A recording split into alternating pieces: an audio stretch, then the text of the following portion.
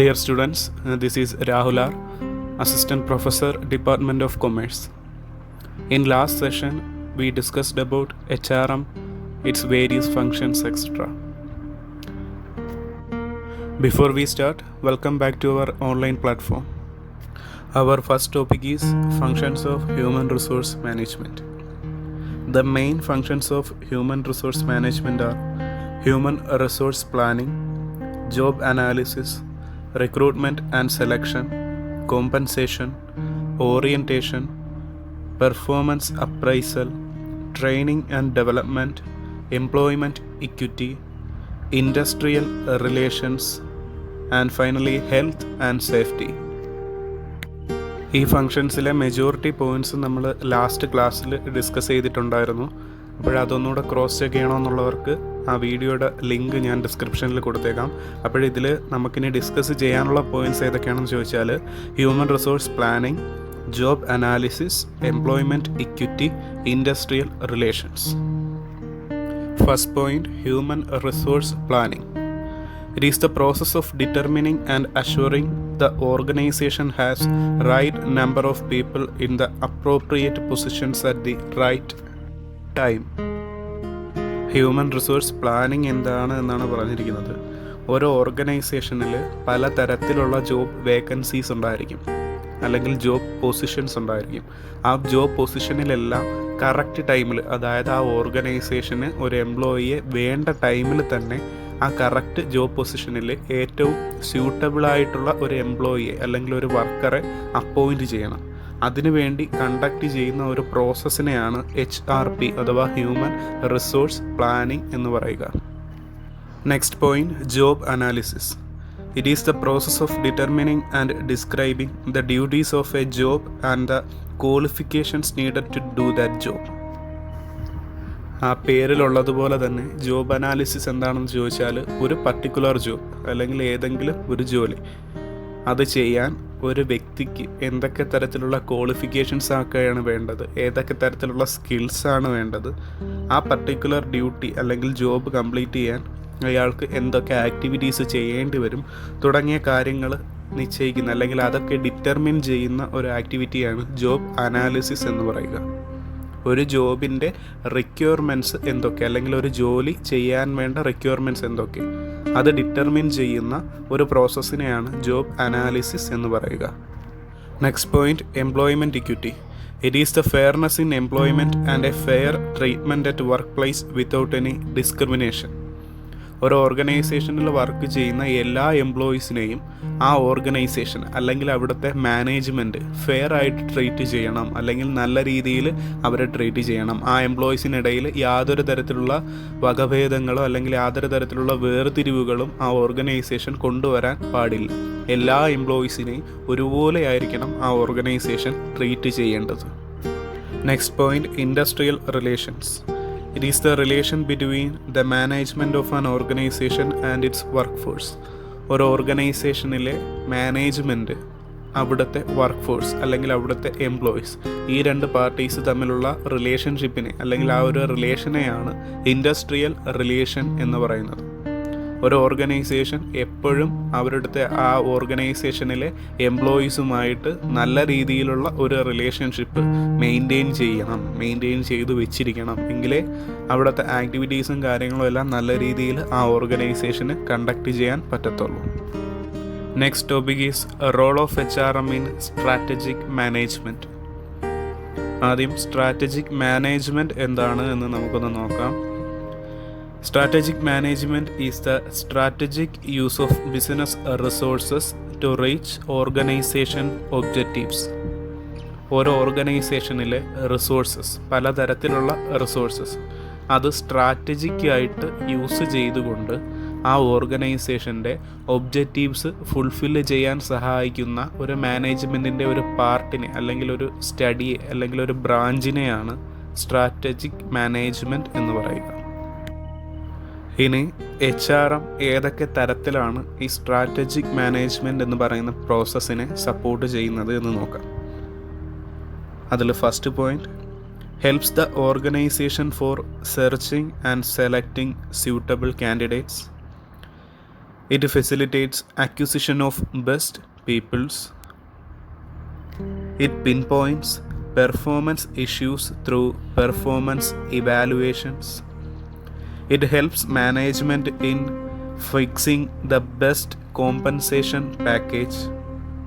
Next point, it helps to improve the performance of workforce. And the final point, it finds ways to solve various HR problems. Next topic, role of HRM in emerging economic scenario. നമ്മുടെ HRM എന്ന് പറയുന്ന ഈ process economic ഡെവലപ്മെൻറ്റിന് അല്ലെങ്കിൽ നമ്മുടെ എക്കോണമിയെ ഏതൊക്കെ തരത്തിലാണ് സഹായിക്കുന്നത് അല്ലെങ്കിൽ സപ്പോർട്ട് ചെയ്യുന്നത് എന്നൊക്കെ ഉള്ള കാര്യങ്ങളാണ് ഈ പോർഷനിൽ ഡിസ്കസ് ചെയ്യുന്നത്.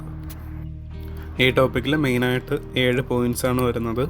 അതേതൊക്കെയാണെന്ന് ചോദിച്ചാൽ, first point, effective utilisation of natural resources, resolves the shortage of natural resources, utilisation of physical capital, accelerates production process, increases managerial capacity and entrepreneurship, development of agriculture and industry, and last point, removes the economic backwardness. First point, effective utilization of natural resources. HRM ഒരു കൺട്രിയിലെ natural resources ഏറ്റവും നല്ല രീതിയിൽ utilise ചെയ്യാൻ സഹായിക്കുന്നുണ്ട് എന്നാണ്.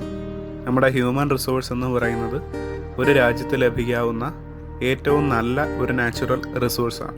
അപ്പോൾ ആ റിസോഴ്സിനെ അതിൻ്റെ ഏറ്റവും ബെസ്റ്റായിട്ട് അല്ലെങ്കിൽ ഏറ്റവും നല്ല രീതിയിൽ യൂട്ടിലൈസ് ചെയ്തുകൊണ്ട് ഒരു രാജ്യത്തിന് ഡെവലപ്മെൻറ്റ് ഉണ്ടാക്കാൻ, അതിൻ്റെ നാഷണൽ ഇൻകം ആയാലും അല്ലെങ്കിൽ GDP ആയാലും തുടങ്ങിയ കാര്യങ്ങളൊക്കെ ഇൻക്രീസ് ചെയ്യാൻ വേണ്ടിയിട്ട് HRM ഒരു രാജ്യത്തെ ഹെൽപ്പ് ചെയ്യുന്നു. Next point, resolves the shortage of natural resources. Human resource management compensates the deficiency of natural resources. ചില രാജ്യങ്ങളിൽ പ്രൊഡക്ഷൻ നടത്താൻ വേണ്ടിയിട്ടുള്ള ഏതെങ്കിലും തരത്തിലുള്ള റിസോഴ്സസിൻ്റെ അവൈലബിലിറ്റി കുറവായിരിക്കും, അല്ലെങ്കിൽ ആ റിസോഴ്സസിന് ഷോർട്ടേജ് ഉണ്ടായിരിക്കും. അപ്പോൾ ഈ ഷോർട്ടേജ് ഓവർകം ചെയ്യാൻ HRM സഹായിക്കുന്നുണ്ട് എന്നാണ് പറയുന്നത്.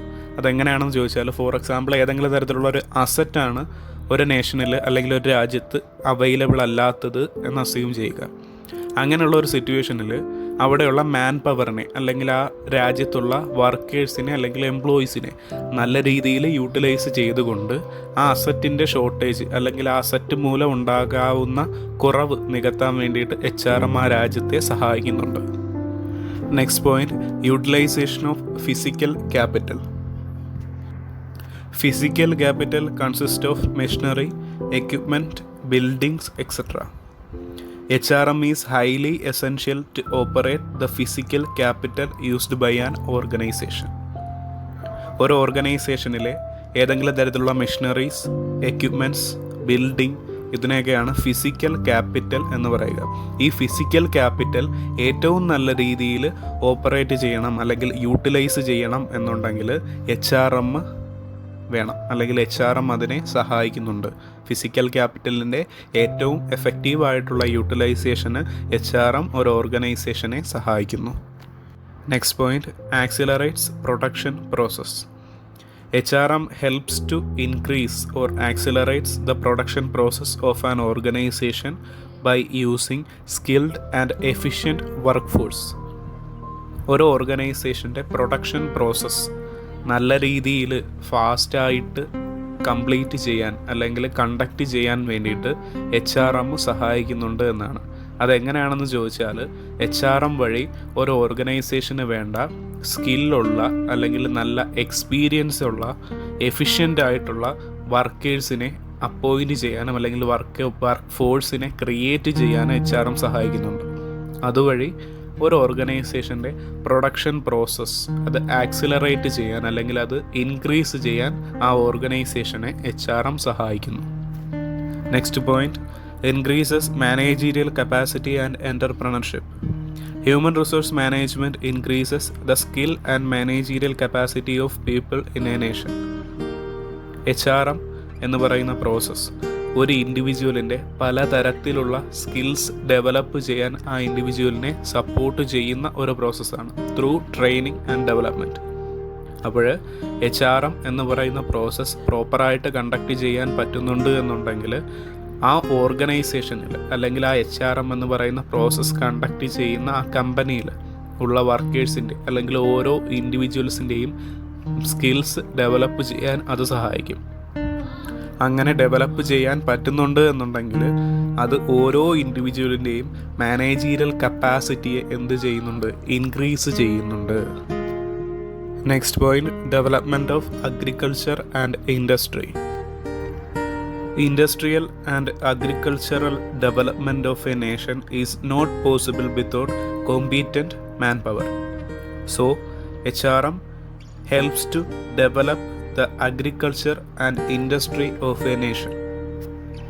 ഒരു രാജ്യത്ത് ഇൻഡസ്ട്രിയൽ ഡെവലപ്മെൻറ്റ് ഉണ്ടാകണമെങ്കിലും അഗ്രികൾച്ചറൽ ഡെവലപ്മെൻറ്റ് ഉണ്ടാകണമെങ്കിലും ഏറ്റവും കൂടുതലായിട്ട് അല്ലെങ്കിൽ ഏറ്റവും അത്യാവശ്യമായി ആ രാജ്യത്തിന് വേണ്ട ഒരു റിസോഴ്സാണ് മാൻ പവർ എന്ന് പറയുന്നത്.